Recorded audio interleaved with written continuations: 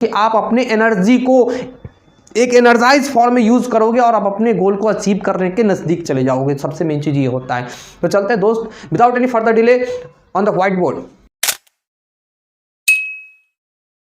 बालो हम जगदानंदा न मे वाला सरस्वती अपूर्ण पंचमे वर्षे वरेण्याम जगत्त्रयम् शाते भवतु सुप्रीता देवी शिखर वासुनी उग्रयन तपसा लब्धो जया पौष्पति पति पौष्पति पति पौष्पति पति।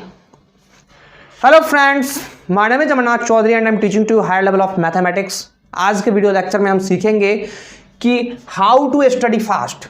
आप अपने स्टडी को फास्ट कैसे कर सकते हो। मुझे ऐसा लगता है दोस्त, कुछ गाने का, कुछ गुनगुनाने का, कुछ मंत्रोच्चारण का अपनी ज़िंदगी में एक अलग ही लाभ मिलता है। I am not telling to you that you will be a singer, but I want that जब आप मैथमेटिक्स पढ़ते हो, साइंस पढ़ते हो और जब आप समझने की कोशिश करते हो, किसी चीज़ के डेप्थ में जाते हो, तो एक म्यूजिक ऐसा माध्यम हो सकता है जो आपके माइंड को 2 या 4 मिनट के अंदर रिफ्रेश कर दे।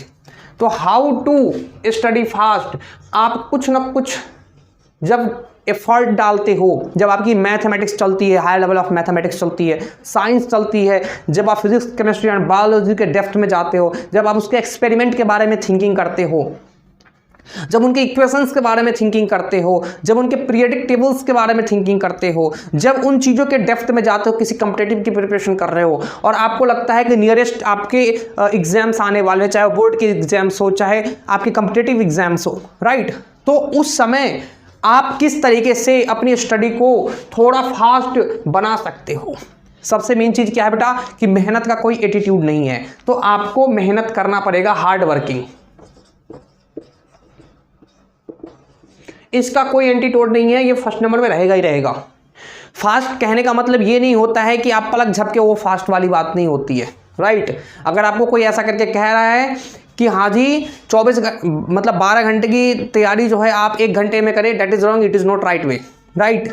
तो ये सब चीज़ एक जो होती है बेवकूफ़ियत होती है, हाँ। लेकिन थोड़ा सा फास्ट जरूर होता है। अगर मैं कुछ पॉइंट्स कवर करूँगा, जिस पॉइंट्स को अगर आप फॉलो कर रहे हो अपने स्टडी रूम के अंदर, तो मुझे ऐसा लगता है कि आप अपने आप को जो कंफर्ट जोन है उससे बाहर निकालोगे और उस कंफर्ट जोन से बाहर निकालने के बाद अपनी आप पोटेंशियल को हिट कर पाओगे। सबसे मेन चीज़ होता है अपने पोटेंशियल को हिट करना। अगर आप अपने पोटेंशियल को हिट कर रहे हो तो मैं आशा करता हूं कि आप अपने एनर्जी को एक एनर्जाइज फॉर्म में यूज करोगे और आप अपने गोल को अचीव करने के नज़दीक चले जाओगे। सबसे मेन चीज़ ये होता है। तो चलते हैं दोस्त, without any further delay on the white board.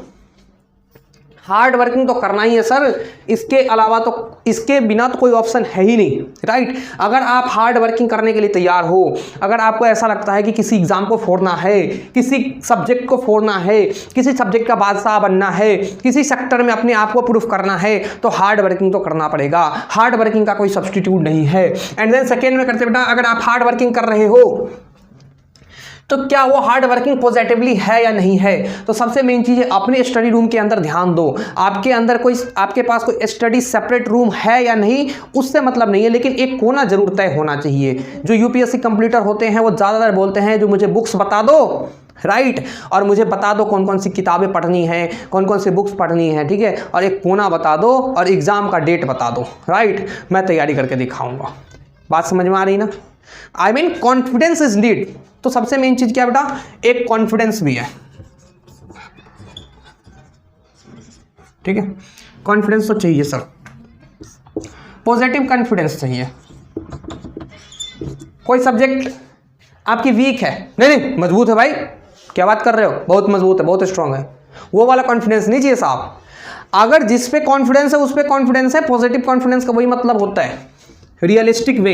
आप किसी चीज़ को कह रहे हो ना तो सच्चाई के साथ कह रहे हो। आप अपने टीचर से बात कर रहे हो, आप ईगो फील कर रहे हो अंदर से कि जी मेरी तो ये सब्जेक्ट सर बहुत स्ट्रांग चल रही है, पता चले आप वो सबसे ज़्यादा वीक उसी में हो। किसी चैप्टर में आप क्या चल रहे हो, मान लो कोई चैप्टर ऐसा है जो लेंथी चैप्टर है और सबसे हैवियर चैप्टर है, सबसे ज़्यादा मार्क्स का चैप्टर है, और आप उसमें वीक चल रहे हो। आप टीचर को बोलिए नहीं सर मुझे तो बहुत आता है इसमें, राइट। तो पॉजिटिव फीडबैक देना बहुत जरूरी है और पॉजिटिव कॉन्फिडेंस रखना भी बहुत जरूरी है। तो पॉजिटिव कॉन्फिडेंस ही चाहिए सर, और हार्ड वर्किंग जो चाहिए वो तो चाहिए ही। ठीक है। उसके बाद जो आपके स्टडी रूम है वो स्टडी रूम बिल्कुल साफ सुथरा होना चाहिए, राइट। स्टडी रूम नहीं भी है, कोई घर का तो कोना होगा, आप रेंट लेके ही रूम पे पढ़ रहे हो तो किसी न किसी कोने में तो पढ़ ही रहे होगे, बात समझ में आ रही ना। तो बिल्कुल नीट एंड क्लीन होना चाहिए, वहाँ पे ऑक्सीजन की कैपेबिलिटी होनी चाहिए, जरूर चाहिए, राइट। तो ऑक्सीजन आना चाहिए, ऐसा ना हो कि पूरा रूम आप पैक कर रखे हो और पता चले आपको अंदर से घुटन महसूस कर रही है, आपकी बॉडी एनर्जाइज नहीं हो रही, ऑक्सीजन सही तरीके से ले नहीं पा रहे हो, और जब ऑक्सीजन लोगे नहीं तो ब्रेन की फंक्शनिंग तक नहीं पहुंचेगा। इस तरीके से आपका जो ऑल ओवर सर्कुलेशंस है बॉडी के एनर्जाइज होने का उस तरीके से नहीं मिल पाएगी जिस तरीके से मिलना चाहिए। तो सबसे मेन चीज़ क्या, ऑक्सीजन भी बहुत ज़रूरी है, क्योंकि उसी से आपका जो बॉडी का एनर्जी लेवल है, न्यूट्रिएंट्स जो पहुंचाने की जो कैपेबिलिटी होती है वो एक तरीके से ऑक्सीजन के प्रेजेंटेशन में ही हो पाती है। तो ऑक्सीजन, लॉट्स ऑफ ऑक्सीजन चाहिए। ऐसा तो नहीं है कि आप जीरो ऑक्सीजन में चल रहे हो, जीरो ऑक्सीजन में तो इंसान मर जाएगा ना। लेकिन मैटर ये है कि आपको थोड़ा सा फ्रेश ऑक्सीजन के साथ अपने आप को टैग करना पड़ेगा। जैसे विंडो ओपन है आपकी, आप फ्रेश एयर ले रहे हो, आप पढ़ाई कर रहे हो, थोड़ा सा सनलाइट भी आ रहा है, अपने आप को विटामिन डी भी दो, कभी कभी धूप में जाके अपना थोड़ा सन टैनिंग करो, ठीक है। और हो सकता है तो थोड़ा सा मस्टर्ड ऑयल की जो मालिश करके उसके बाद थोड़ा सा धूप में सन टैनिंग करते हैं, वो सब चीज़ें भी किया करो, क्योंकि इन चीज़ों से आपकी ऑल ओवर अगर हेल्थ सही रहती है तो ब्रेन की फंक्शन भी तो सही रहेगी। मालूम मालिक, बात समझ में आ रही ना, राइट। अब चलो, हार्ड वर्किंग है, कॉन्फिडेंस तो चाहिए, ठीक है। और स्टडी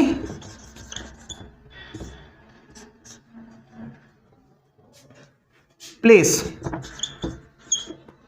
स्टडी प्लेस आपका फिक्स होना चाहिए, राइट। जैसे आप कुर्सी टेबल पे पढ़ रहे हो या फिर किसी कोने में पढ़ रहे हो तो एकदम फ्रेश होना चाहिए। और ज़्यादातर कोशिश करो कि अपने आप को बैंड करके मत पढ़ो। जब आप बैंड करके पढ़ते हो ना इस तरीके से लॉन्ग टाइम तक, तो कहीं ना कहीं आपके एक लंबे रेस के घोड़े होने से रोक देगा आपको, राइट। एक लंबा नहीं चल पाओगे, सर्वाइव नहीं कर पाओगे, क्योंकि उसमें जॉइंट की बहुत सारी इशू आ जाती है, बॉडी की अलाइनमेंट जो होती है एक नेगेटिव कंडीशन में हो जाती है, वो भी लॉन्ग टाइम तक। तो इस वजह से क्या होता है, आप लॉन्ग जर्नी, मतलब पढ़ाई तो कर लोगे, ये चीज़ तो फिक्स है, क्योंकि आपकी बॉडी पेनफुल हो जाएगी एक शॉर्ट ड्यूरेशन ऑफ टाइम में। आप पता चले 2-4 साल 5 साल के बाद आपकी बॉडी सर्वाइवल नहीं हो पाएगी उस तरीके से जिस तरीके से होना चाहिए। तो आप कोशिश करो कि कुछ ऐसे खर्चे जिसको आप नेगेटिवली कर देते हो अपने दोस्तों के साथ पार्टी एंजॉय करने में, तो एक कुर्सी टेबल पे खर्चा जरूर करना मेरे दोस्त। इससे आपका जो बॉडी अलाइनमेंट होता है वो सही रहता है। और आप बोलोगे क्या सर हम बिस्तर पे बैठ के पढ़ सकते हो, तो बिस्तर पे बैठ के पढ़ने से सबसे ज़्यादा नेगेटिव पॉइंट्स ये होते हैं कि आपके अंदर आलस आएगी और आप कंफर्ट जोन में चले जाओगे और फिर आपको रेस्ट करने का मन करेगा। जाहिर सी बात है, बेड पे पढ़ने से नींद आएगी ही आएगी, ठीक है। तो एक कंफर्ट जोन हो जाता है, उस कंफर्ट जोन से बाहर निकलना है।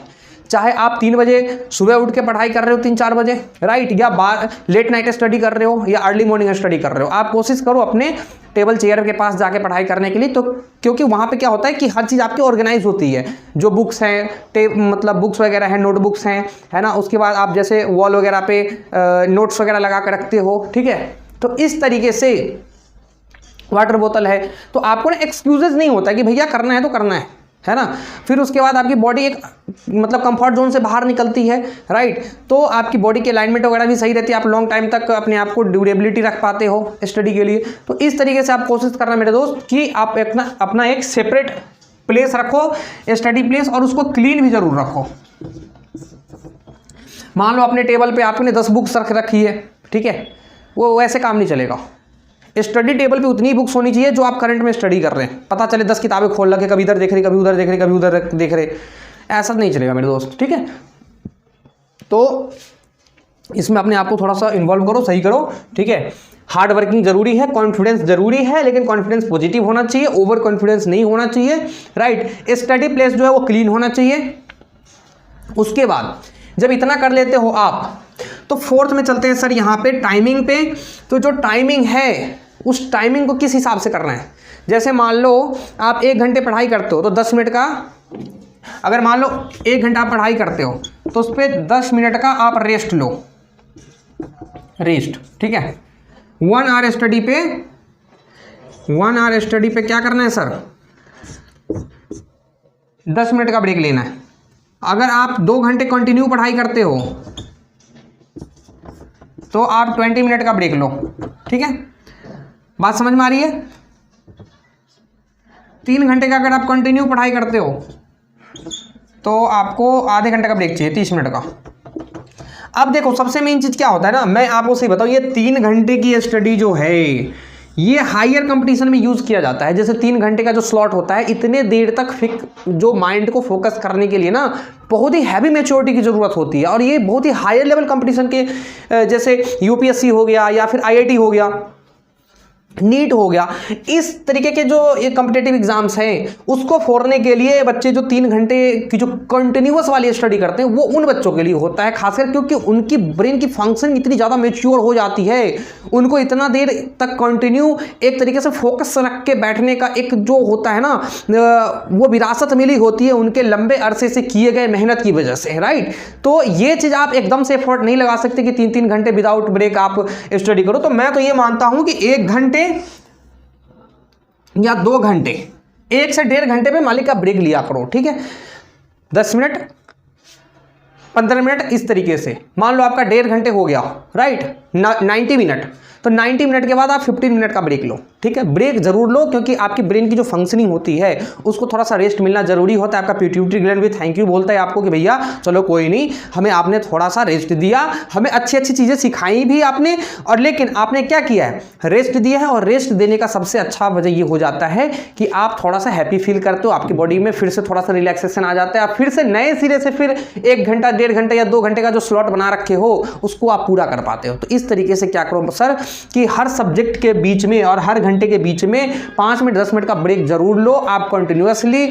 इस कंपटीशन के, ये तो बहुत ही हायर लेवल कंपटीशन, ये तो समझ लो आपको जो अपर लेवल कंपटीशन है उसके लिए ही बच्चे इसको करते हैं कि हाँ जी 3 घंटे की कंटिन्यूअस स्टडी। जैसे मान लो रात को 3 बजे उठेंगे हो तो 6 साढ़े 6 तक उठेंगे ही नहीं, 3 साढ़े 3 घंटे उठेंगे नहीं।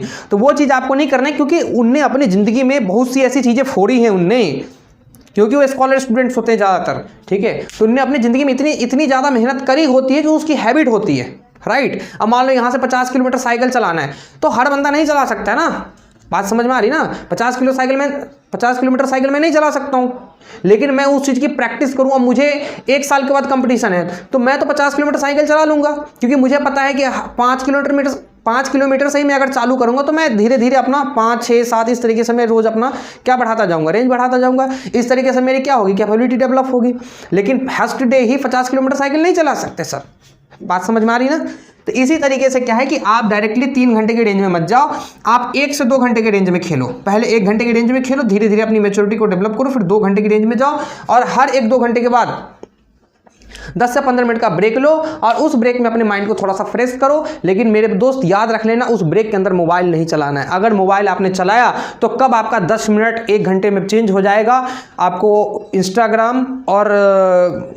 इंस्टाग्राम वगैरह की रील्स और जो यूट्यूब शॉर्ट्स होते हैं उसको स्क्रॉल करते करते 1-1.5 घंटे 2 घंटे कब हो जाएंगे पता नहीं चलेगा बिल्कुल भी। मैं बिल्कुल इंश्योर होकर बोल रहा हूँ, आप लोगों को भी ये चीज़ पता है। तो मुझे ऐसा लगता है कि इन चारों चीज़ों को फॉलो करने से साहब आपके स्टडी में समझ लो 20%, मान लो आपके 10 घंटे की स्टडी जो है वो 8 घंटे के अंदर 7 घंटे के अंदर हो जाएगी। 20 से 30%, 20 से 30% की एफिशिएंसी होगी। तो अब समझ लो अगर आप 80% स्कोर को करने वाले थे तो आप 90% स्कोर तक करोगे आप, राइट। आपकी स्कोरिंग क्या होगी, डेवलप होगी। 70% से हो 70 तो 80-85% तक जाओगे, राइट। तो इस चीज़ की एफिशिएंसी को आप थोड़ा सा इंक्लूड करो। और सबसे मेन चीज़ क्या है बेटा, एक चीज़ और बताऊंगा मैं 5 नंबर में, रिवीजन।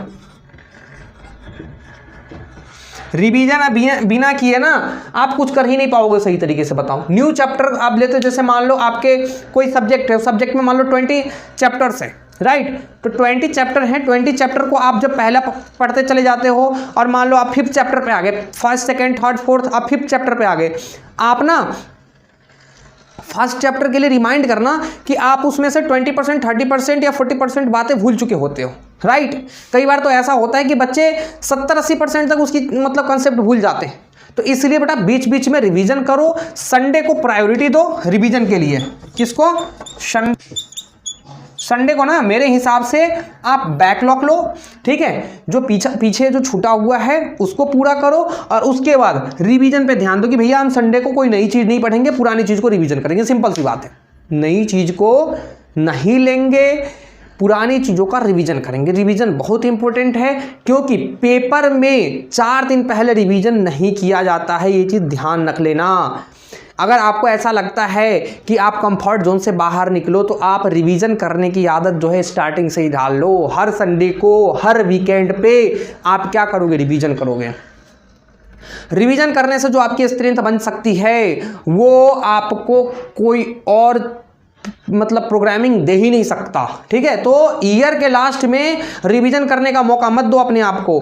शुरुआत से ही हर चैप्टर के पीछे रिवीजन करो, हर चैप्टर के पीछे रिवीजन करो। बात समझ में आ रही ना। हर संडे को कुछ नया सीखने के बदले आप पुरानी चीज़ों का रिवीजन करो, क्योंकि आप 6 दिन तो नया सीख ही रहे हो ना सर। तो जब 6 दिन नया सीख रहे हो तो एक दिन उस 6 दिन का तो रिवीजन होना चाहिए संडे को। बात समझ में आ रही ना। तो इस तरीके से आप अपने कॉम्पिटिशन्स एकेडमिक्स की तैयारी करो और मुझे लगता है आप अपनी ज़िंदगी में नए खुशी वाले आयामों को चुनोगे जो आपके सपने पूरा करने में संपूर्ण सहयोग प्रदान करेगा। मिलते हैं नेक्स्ट वीडियो में, तब तक हमारे चैनल को सब्सक्राइब कीजिए। जय हिंद, जय भारत, वंदे मातरम। भारत माता की जय।